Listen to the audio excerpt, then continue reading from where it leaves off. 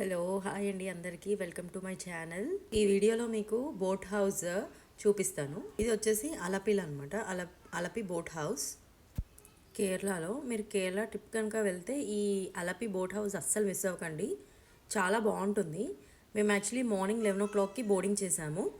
Night అంతా బోట్లోనే అనమాట. Next day morning 9 o'clockకి దించేస్తాడు మనల్ని. మేము అందరం ఫ్యామిలీ కలిసి వెళ్ళామండి. మాకు 3 bedrooms అవసరము, సో మేము ప్రైవేట్ బోట్ తీసుకున్నాము. ఎలా అంటే 3 bedrooms ఉండేలాగా. ఇది లోపల బెడ్రూమ్ వ్యూ ఇలా ఉంది. ఓకే, మంచిగా ఉందండి. చాలా ఫెసిలిటీస్ అయితే చాలా బాగున్నాయి బోట్లో. మేమైతే చాలా బాగా ఎంజాయ్ చేసాము. అన్ని ఫెసిలిటీస్ ఉన్నాయి అనమాట. మొత్తం 3 bedroom.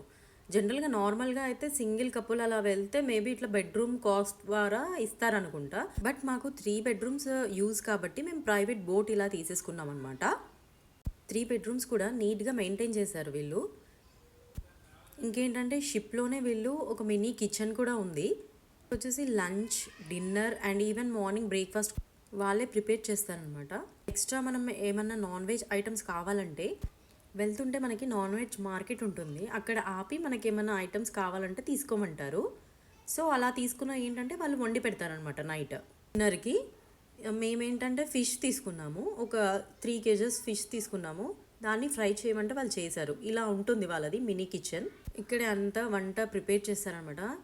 చాలా బాగుంది టేస్ట్ కూడా. మొత్తం వీళ్ళు మాతోటి 3 members వస్తారు. ఇద్దరేమో వంట చేస్తారు, ఒకరేమో అక్కడ ముందు బోట్ డ్రైవ్ చేస్తారు.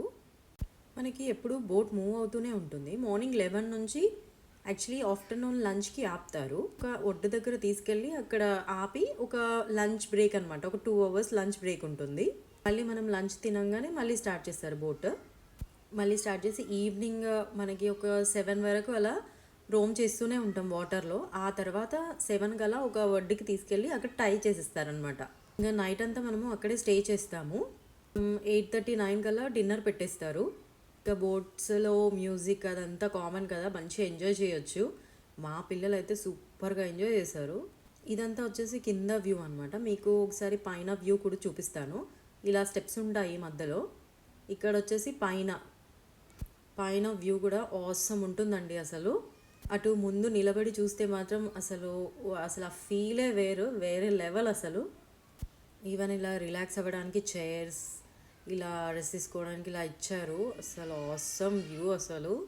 ఇలా వెళ్ళినప్పుడు మాత్రం అస్సలు మిస్ అవ్వకండి ఈ బోట్ హౌస్ అలపిలో. చాలా మంచి థ్రిల్ ఎక్స్పీరియన్స్ ఉంటుంది.